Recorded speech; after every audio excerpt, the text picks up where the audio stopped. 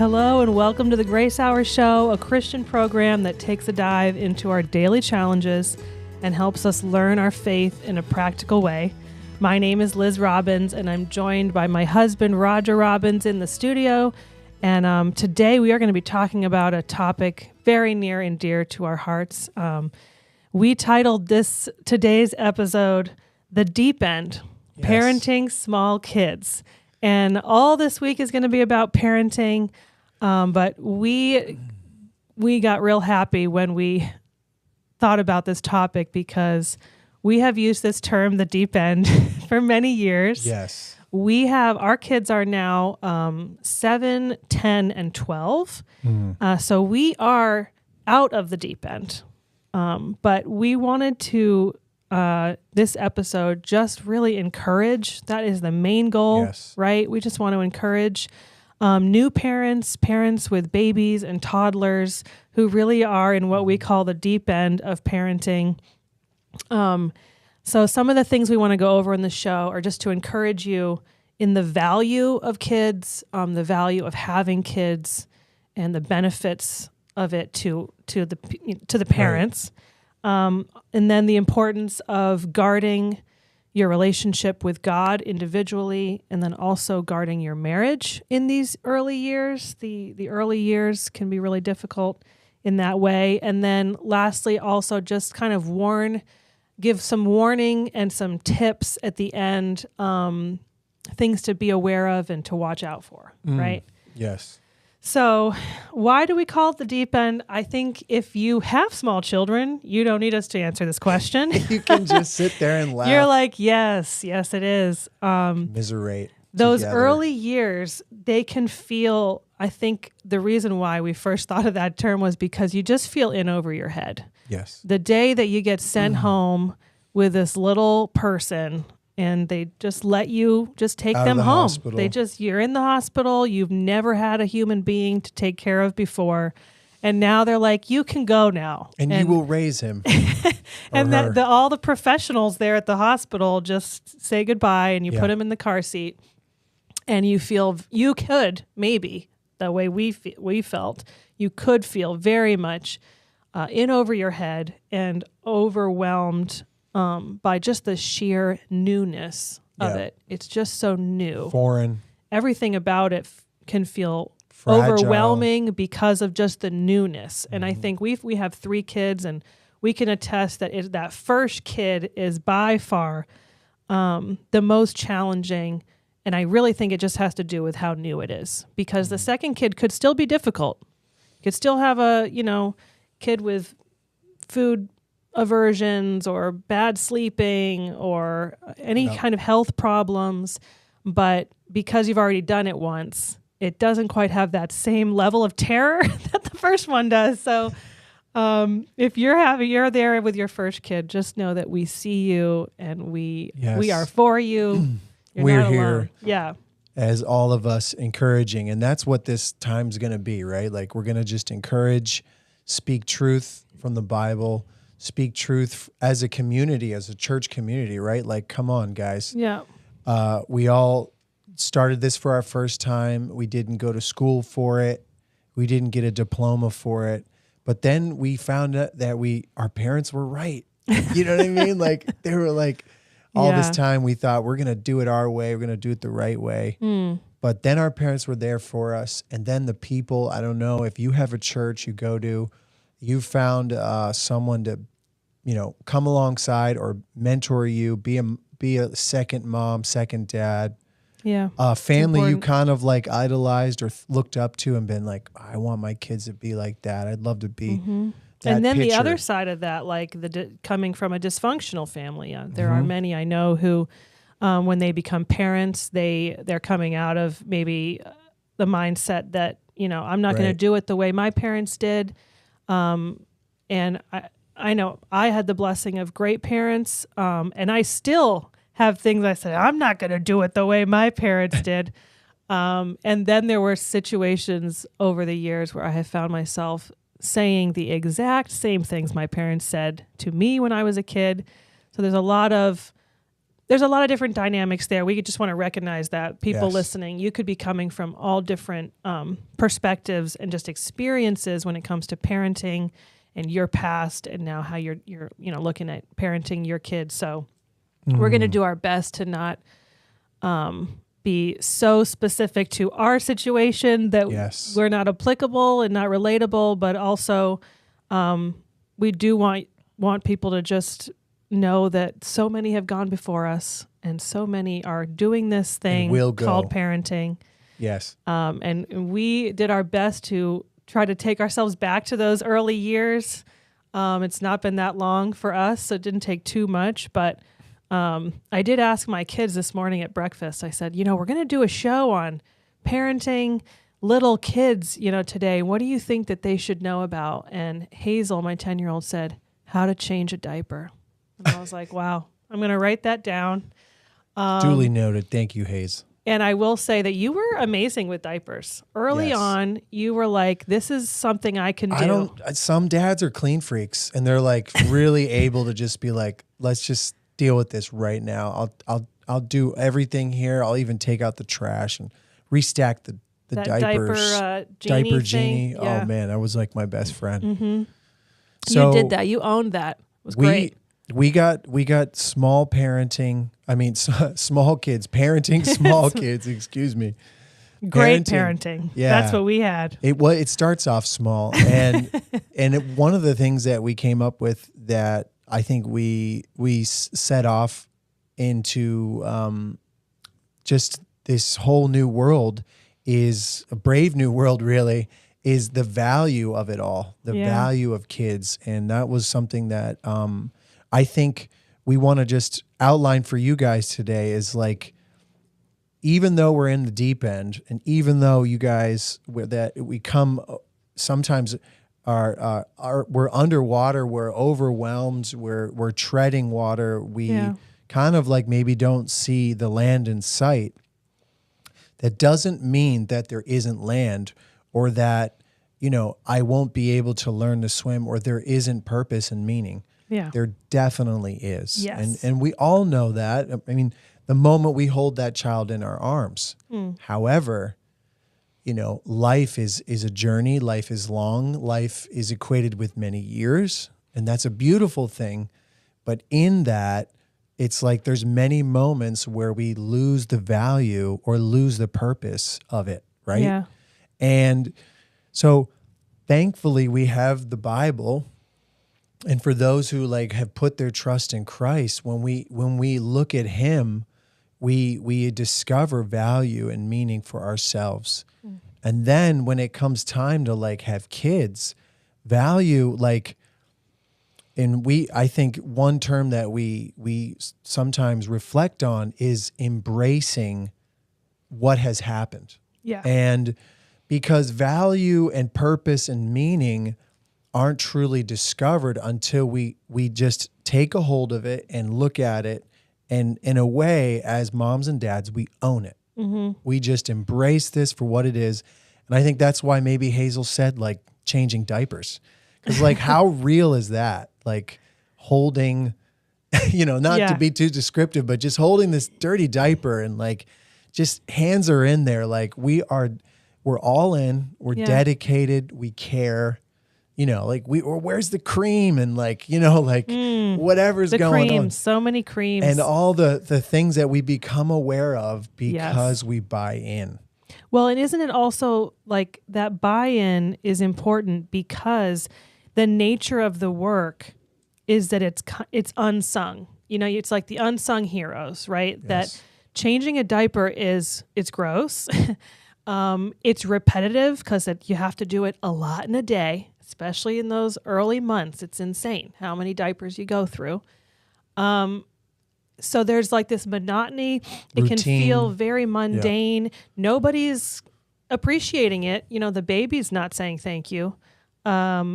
So you're really doing a lot of work that feels tedious. It feels repetitive. Unnoticed. And with very little reward. Yes. And I think that for moms and dads, buying into the truth that what you are doing, no matter how monotonous, no matter how gross, no matter how unseen, that it has incredible value because this is this is work that's been given to you by God. And I think maybe for men, it could be more of a challenge. We were talking about this than for women, for mothers, to buy into that because it can feel like, okay, maybe I have a career, I have a successful professional life. Yes. And really the only thing that this little person is doing is messing with that. Right. Because for a man, like, he's like, I go to work and I'm going to crush it today. Yeah. I'm going to make the money. I'm going to feel valuable and meaningful. I earn right? that by doing my effort and doing my skill, my trade. And when I come home, it's like, in a way, lowering that value and like having to like humble yourself to go to a level that you're like, you know, in a day you could, as a husband, you did a lot at work. Like, you checked off a lot of boxes, a lot of things moved at the click of your mouse or at the like swing of your hammer. You know what I mean? Many things happened. Yes. But when you come home to do those things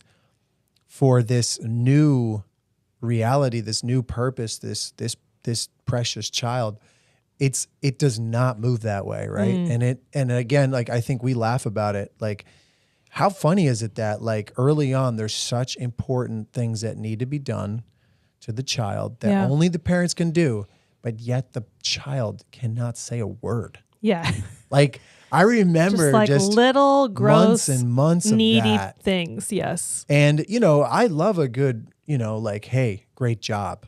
Yeah. You know, thanks words for doing of affirmation. that. Right? The words of affirmation, it's a love language. Yep. But that child is not giving it to you. Yeah. Right? Yeah. So we're going to kind of like go through that today. Like, Yes. let's like in these couple minutes, like here, just to like dissect that, and we're going to move through that that value. That's why it's so important to buy into this, to own this, both the mother and the father, because if only one of you buys in, it usually, I mean, no offense, but usually it's the mother, right? Yes. She's the one who has grown the baby, birthed the baby. She has a connection. She's nursing the baby, hopefully, or at least bottle feeding, whatever.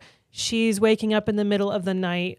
Usually she's the one staying home with maternity leave, and the husband goes back to work sooner. So that understanding of the value and importance of what you're doing, a mother could buy into that. But if the father is not equally in, that mother can very quickly become discouraged and lonely and resentful. Right. How many women, including myself, I mean, we went through this in those early years, can feel resentful when their husband gets to go out and, like you said, crush it. Yeah. While also earn a lot of value. Yeah. While also like getting to have lunch. Yeah. Like sitting and having Freedom. Adult conversation. Yeah. Going to the bathroom by himself whenever he wants. Wears a nice dressed up, you know, shirt and tie. It's still clean, you know. And then he comes home and he's really just kicked butt, and she's done the diapers and the Play-Doh and the, you know, putting them to sleep, getting them up, feeding them, you know, the things that they don't feel like you're crushing it. You know, maybe you didn't get to shower, you know, maybe you didn't get to have a lunch that looked respectable or have any grown-up conversation. And so all that to say, understanding the value of kids, both the mother and the father need to really be all in. And to have this really great how do we relationship. Explain that? Like when you don't really know, right? Like, because we're picturing our kids maybe when they're graduating from high school, or maybe when they get their license, or, you know, first bank account, first job, right? Like that's what we picture, but we don't see it yet. So it's going to come down to faith, right? Like we're going to have to walk by faith in this. Yeah. And it hits home to the personal challenge we have as believers, right? Like, so let's just think about that for a minute. And I thought about Abraham today, how it says in Genesis 22, and I think it's verse 5. He says to the people that when he's going to sacrifice Isaac, right? Like he's going up with his son, and he goes up and he says to the men that went with him, it says, the boy and I will go over there and worship and come again to you. Like there's like this, what's the point of this? Like why would Abraham say things that way? It doesn't make sense. That's not what he's supposed to do. He's going to go worship and then come back again with his boy. Like that wasn't the plan, when God gave him this child and told him what to do with this child, right? But this was an act of faith. Abraham believed in something. Yeah. And he believed and trusted God. And he's like, the boy and I, we're going to go up there and worship, and then we'll come back again. And I think that's like, there's these little breakthrough moments that we hope that you would gather in your monotony, in the days of not feeling the value, because God is calling us to walk by faith in this. Yes. And it's such a principle, actually, right? Because so what we're saying is like we're just like turning the corner out of it, right? And there's many that have. And we're saying to those who are in it, the deep end. In the real deep end here, walk by faith and believe that there is a purpose for it. Yeah. And perhaps, like in this case with Abraham, he thought about it as worship. Yes. That's like, okay, we're not saying I was worshiping while I was changing my diapers, okay, No? I mean, I was glad to see them go out the door and in the trash can, but let's think about this. Can I worship? Can I find meaning? Yes. Is there value? And we're saying absolutely. Yes, that exactly. Because God gives everybody different work to do in life. And it's clear that we are to do all of it unto the Lord. And we're to do it with all our heart and with all our might. And parenting, of course, falls into that category, even when the fruit isn't obvious, even when the end result isn't clear, even when there's no applause in that moment. We walk before God. As a mother and as a father, the work that we do in our home, the unseen work, is just like that prayer closet type of worship.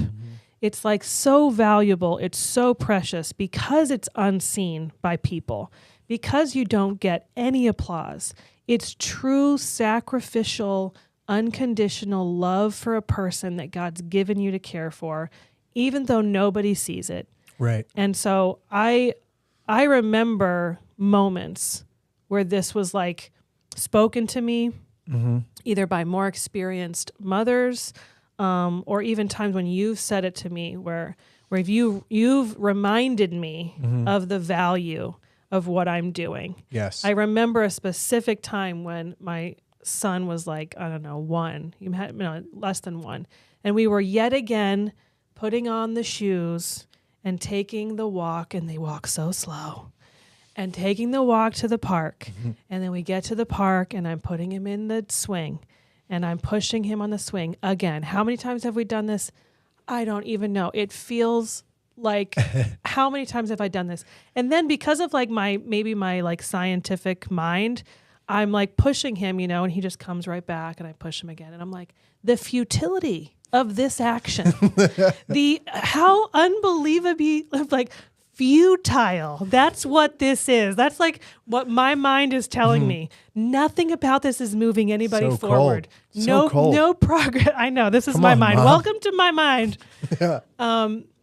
And then having like the Holy Spirit, like literally correct me and say like, if you are doing this unto me, yes, it is good work. Pushing the swing, putting on the shoes, cutting up the apples, opening up another thing of Play-Doh, putting them to bed again, reading that same book again, Yes.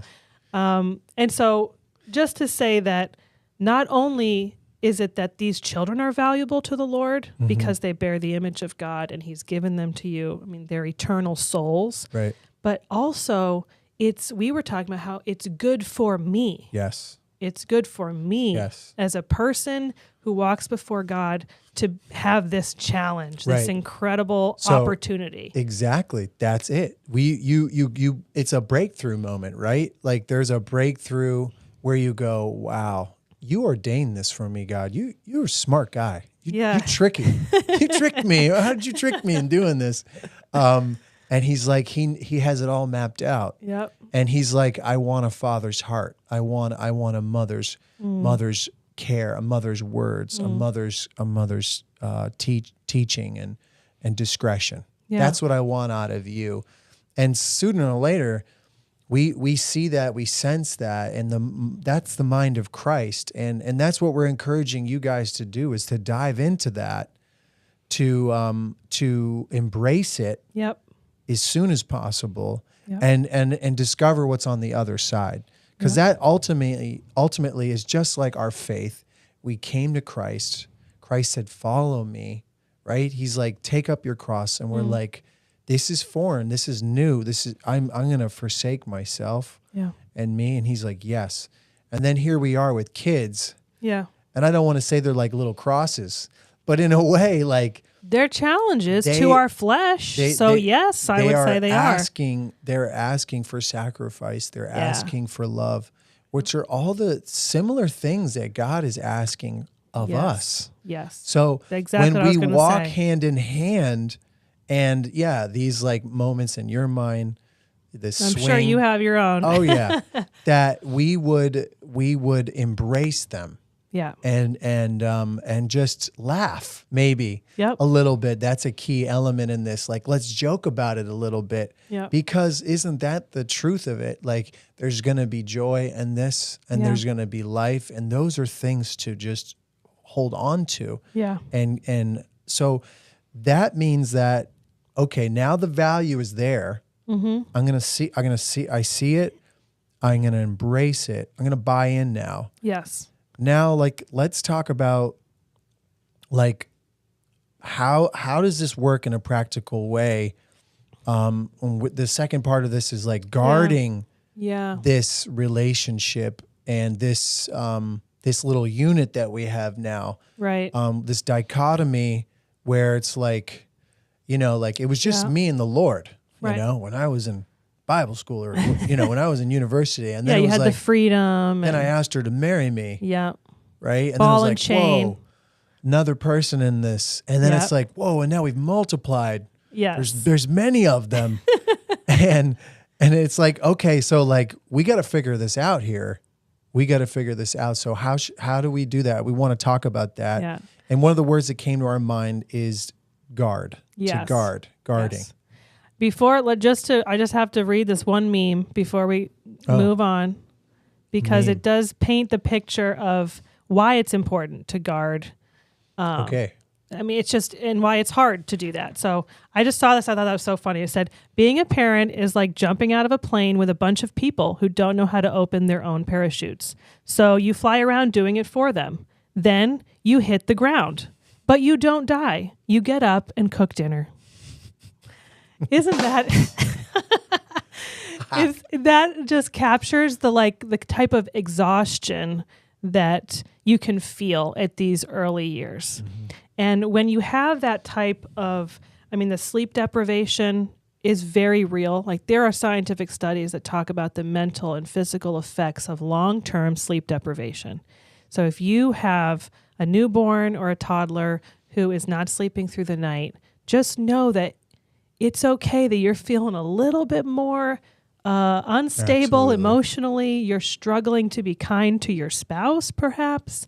I have said that I have never been a more selfish version of myself than at like 3 a.m. when the baby's crying and she's done this like 8 weeks in a row. It is the worst version of me. And so that's why we wanted to talk about how to guard your family and what does that start with so that this family unit has unity and that we are supporting each other and encouraging each other. Yes. Right. So the first thing that we just were discussing amongst ourselves through this last week was just that how it starts is how it's going to finish or how it's going to go. Yeah. Our personal relationship with the Lord is paramount. Yeah. You and I, like the two, the husband Right. and the wife, the father and the mother. Yeah. You mentioned prayer closet. We mentioned vertical, maybe devotional, personal time.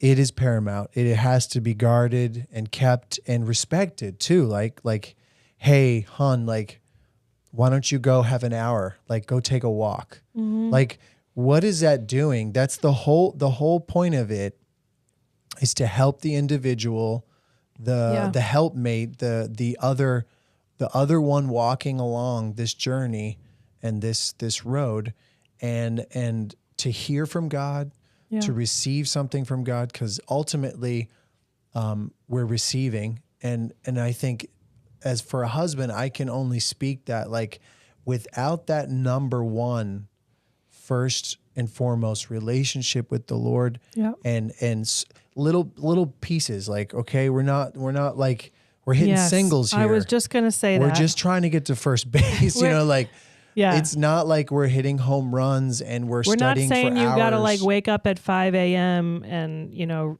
read your Bible for an hour. Well, I think in those early years, like, every hour of sleep counted between work and like, but it's like, it's a podcast, right? Like, it could listening be to something that is warming your heart. It's listening to maybe a message. You guys didn't catch the meeting the other night. Like, Wednesday night service was awesome. Like, just listen to it on your way to work. However it goes, that number one, you and the Lord, it's going to set the tone, and it's going to be the very principle that will lay the foundation as the family grows. Yeah, because you were talking about how it really is about the source, right? Like, what are we drawing our capacity to love from? Right. And because we are limited, especially when we are tired, and especially when we're feeling challenged and we're not feeling seen, all of these things can be happening. And so what our source is the Lord. Right. It has to be God. He has to be the one who tells me who I am. He has to be the one who tells me what my value is and what my meaning is. His words have to be what correct me. Like when I'm there at the swing, it's the word of God. It's my relationship with him. It's wanting to hear his voice that gives me the opportunity to turn from how I'm feeling in that situation to the truth and the reality that God can provide. Right. And if I have that relationship with God, and then you have that relationship with God, then we have capacity, supernatural capacity, to care for not only this baby, but each other. Yes. Right? Because the next step here is guarding your marriage. Right. Right? And that's something that can easily fall to the wayside in these early years. And I like this word supernatural. It is a spiritual thing that when two walk with the Lord, when the husband and wife just do the best they can before the Lord individually, that they would come together and love each other in some way and manifest it somehow. It is a supernatural thing that really is like to the family atmosphere, to the house, to the living room, to the kitchen, to all the spaces of it. You fill it with a supernatural, or we would say spiritual, like from the Lord, a place that says, okay, God comes first, right? Like God comes first. Yeah. Like children don't come first. Right. Even my marriage doesn't come first. Like number one, I have to go to God. Yeah. And I receive and I take and I use, and now I pour into. Yep. She responds, I respond. And then so remember, I think we talked about this a couple of weeks ago, and I think it's good to point out intimacy. Yeah. Right. So we had this thought that and maybe the years before you had children, I don't know if this is relevant, but it is for us. We didn't have kids for, I think, 2 or 3 years. 3 years, it was almost 3, right? So those years before where like we were cultivating the intimacy and the relationship. Yeah. And like we were figuring out how we walk with the Lord, walk with each other, walk on our own, like how we deal with didn't know disagreements and right. all those things. Yeah. And so intimacy was really like the foundational level of like, okay, getting to know one another, eye to eye, face to face, words and conversations, thoughts, exchanges, right? And then, so that intimacy is something that you can use. That's something that you will take into having the children and parenting them. Because we were saying that it was the intimate times of our early years of marriage that we built on that intimacy for the times when there was kind of like droughts. Remember when there was times when we couldn't see a lot of value. And I think that's an important thing to note, that intimacy with God and intimacy in our walk with God can carry us a long way in seasons where, let's just face it, I got to go to work every day. I'm exhausted. She's exhausted. You know, we're burning the what is it, on both ends? Yeah, we're burning the candle on both ends, right? Yes. We're like, the wax is going to run out soon. Like there is. Well, and I will say, like, isn't it true that when we talk about intimacy, I think if thinking about these parents right now who are in the deep end, and we remember it well. I think that was the hardest time in our marriage, and it was so fruitful also. But it was hard because the season changed, where we weren't just the two of us being able to chat and go out whenever we wanted to, and our evenings were our own, our times were our own, our bodies were our own. All of these things changed when we had children, and it's just very normal for there to be a transition period in your marriage, in your relationship with each other, when you are introducing this completely new dynamic. And so just first of all, to call that out and just recognize that it is a hard time for marriages, and that's all the more reason why you need to guard it. And don't let it fall to the wayside and think that this baby is more important than our marriage. How backwards is that? Yes. Because what that baby needs is a mom and a dad who love each other for many years to come. Mom and dad need to have that intimacy and that relationship with the Lord and with each other that will carry. It carries you through. It does. It provides and like really like the desert being the table prepared there. Like it really is that picture in the living room, right? What kills intimacy? Well, there's a lot of things, but one that came to my mind was lack of communication. So first of all, sleep deprivation, that'll kill intimacy, but that's not what we're talking about. And we're not talking about sex life right now, but that is affected. But what we're talking about, when I think about communication, there were there were seasons when I felt that I couldn't really tell you how I was feeling because I shouldn't be feeling this way. Right? So there's like that guilt that I should be happy. I should feel completely fulfilled in this role as a mother. And I don't want to say out loud that I don't feel that way. Or I don't want to say out loud that I resent you for the success you have at work while I'm over here, just making it. And then you might, as the husband, you might feel all types of ways and not feel like you can communicate it to me. So I would say the killer when it comes to intimacy is feeling that you can't communicate, when the lines of communication aren't open.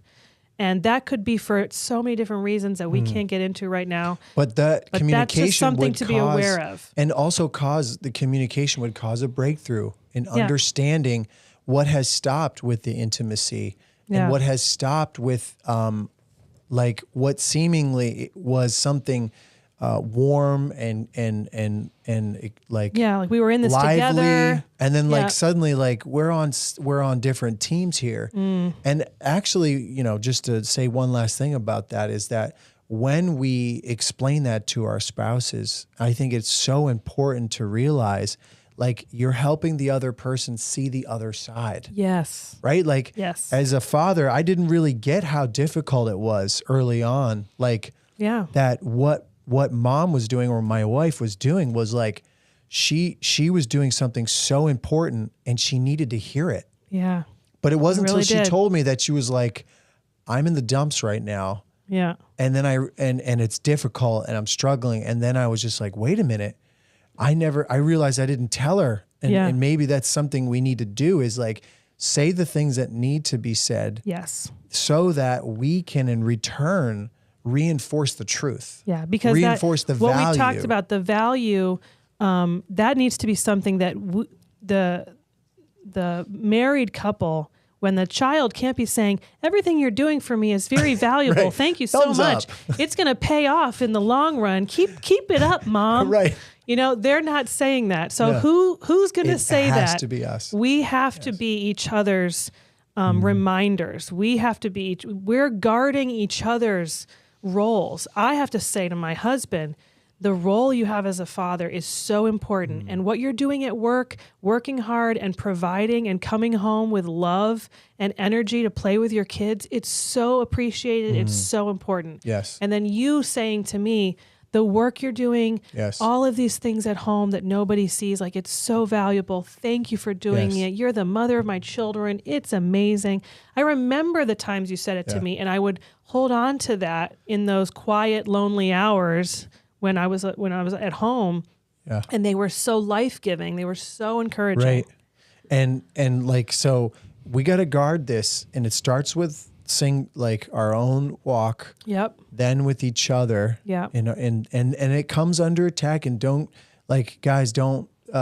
we're not here to condemn. We're here to encourage. Yeah. We've been through it all. We're not like and you can heroes. go to anyone else, find people in your local church, people that you can talk to about these things. They can give you similar stories, how they found these breakthroughs and moments of communication, because ultimately, and we're seeing this because we're right in the middle of that. Yeah. As our kids are growing, we're seeing this sequence play out today.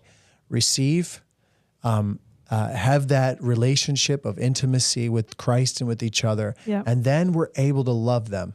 Yeah. Like with the right frequencies and the right measures. And now it's like, okay, now we're like, this is the good type of monotony. You know what I mean? Like this is the good, like start and repeat. Yeah. And these are good healthy rhythms that are like going to create these capacities and the healthy home atmospheres. And like, we're seeing it, like we've experienced it, and maybe you have too. So, stick and by with the way, it. The deep end does end.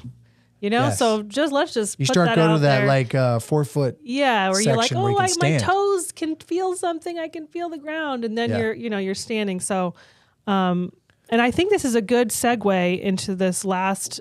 I don't know if it's a warning, but it's just another encouragement, which is that the early years, I think more so than any other years in parenting, are the most isolating. They can be the most lonely times. Again, of course, I'm looking at this more from the mother's perspective if you're staying at home with a young child. But I think it speaks to fathers also that in those early years, that's the time when isolation happens because it feels safe. It feels you want predictable, you want comfortable.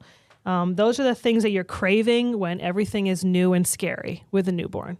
So it's very natural that we would want to just kind of hunker down and just stay at home, stay isolated. Post up. Yeah, post up.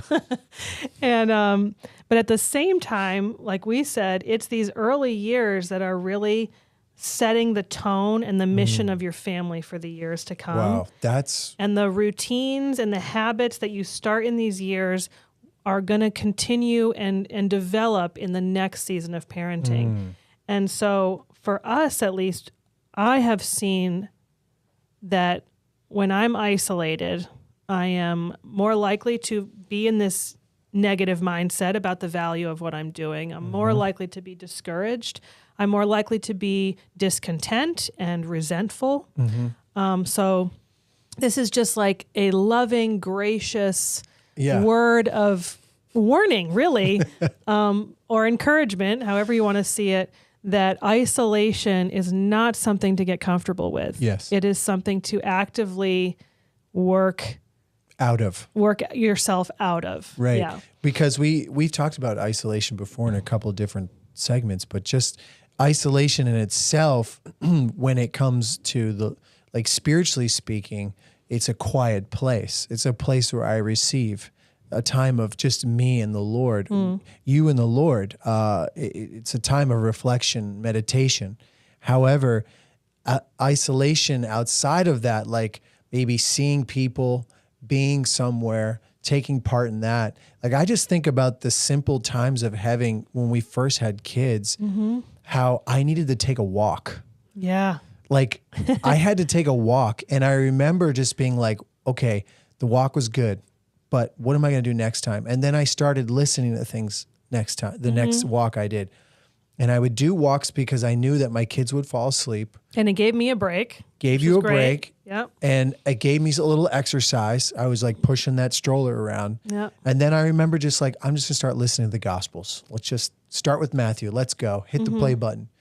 Walk around the neighborhood, go to the park, go to the swings. But it was that little practice of like, I'm going to get out there. I'm going to like get this child dressed. Like it's kind of like a chore in a way. It's like, oh, the this socks is an effort. and the, like open up the stroller and like, I got to go do this. But it was setting a tone for like life-giving for you, for the activity of this child, right? Like that's another thing. You're holding on to this baby going like, when's it going to walk? You're like, wait. I remember, parents telling us like, you will wish that it couldn't walk for maybe a little longer than you hope. we had early walkers all around. They climb upstairs and stuff, but it was setting the tone and getting me ready to handle what was this amazing person. Yeah. And that activity was like, I was ready for it. We were like, let's do it again. And how much do we see this today with your younger children, that you are ready to be active because you were? Yes. And so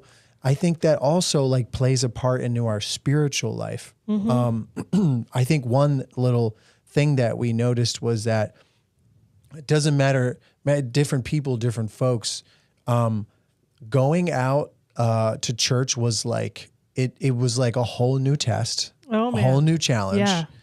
And it was like, some churches, once a week, twice a week, some churches 3 times a week. It was like, or just wanting to be a part of things that you were before you had kids. So the reality was, it was like, how much can I do? Each person has their capacity.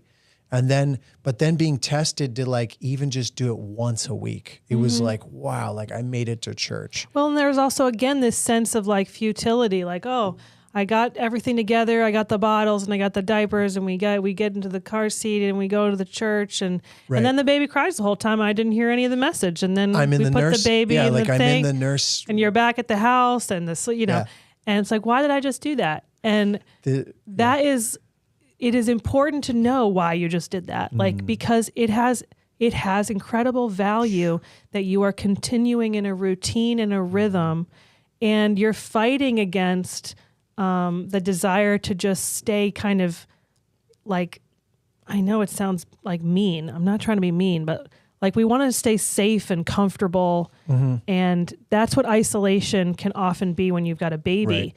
But even if you don't get to mingle with everybody the way you wanted to, or you don't get to hear the message that you wanted to, there was so much benefit in doing that. And then as they get a little older, they start going to like a Sunday school program, right? Like they're like beginning to learn the teachers' names, and those amazing moms and parents that are like that putting exposure is so good. And it's like, it's setting the stage, it's setting the tone for what is coming. More to come. It's showing your kids that they're part of something larger, something eternal. Like, whoa, this is like outside the door. Like when that kid walks out the door, he's like, wow, look at the yard. That's a really big one. It's so much bigger than that, buddy. And I'm going to show you. Yeah. And it's that practice that's setting a tone that is like so life-giving, right? Yeah. And it's going against I think what would be maybe something that is not as healthy. Yeah. And there's nothing wrong with staying at home and like resting and of course those things. we have balance there. But absolutely. I think also in our spiritual life,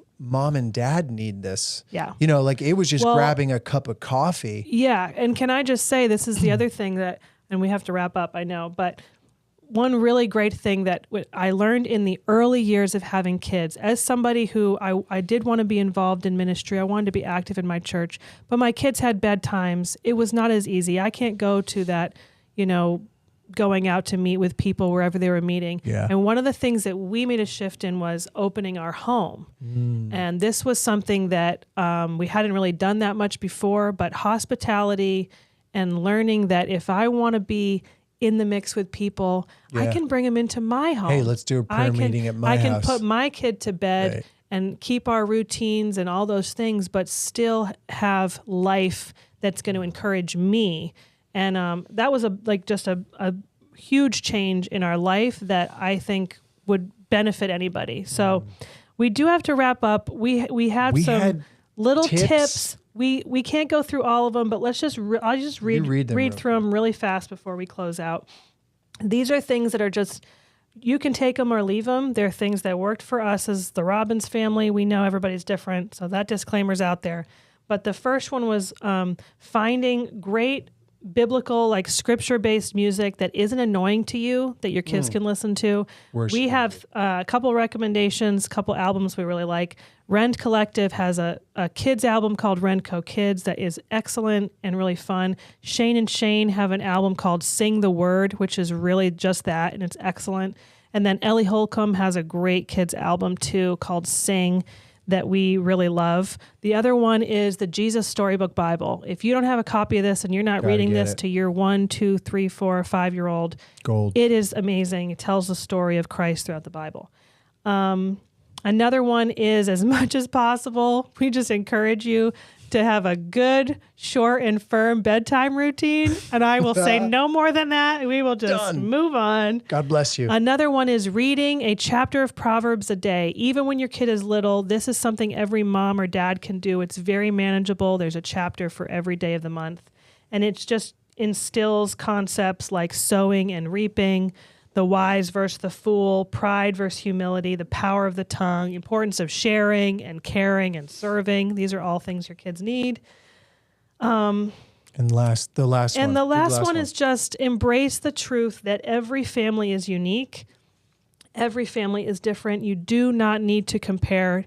Do not fall into the trap of comparison. God's given you your child. Each one is unique and wonderfully made. And just enjoy the fact that your family gets to decide how you do life. You have your boundaries and your rules, and they don't have to look like other people's, and you don't have to feel bad about that. You don't have to judge other people, but you also don't have to feel guilty about your own. We often have sayings like, in the Robbins family, we do this, or we don't do this. And that is something we are unapologetic about because our family is given to us by God. Our kids are given to us by God to steward. And comparison is such a trap, and it's not from the Lord. So those are just a couple tips right at the end, but we really hope this was encouraging to all of you who are in the deep end. Thank you so much for joining us. This week's going to be great. A lot of different topics around parenting that are going to be discussed. So don't forget to subscribe on YouTube, Apple Podcasts, Google, Spotify, and more. And tune in tomorrow. So thanks for being here.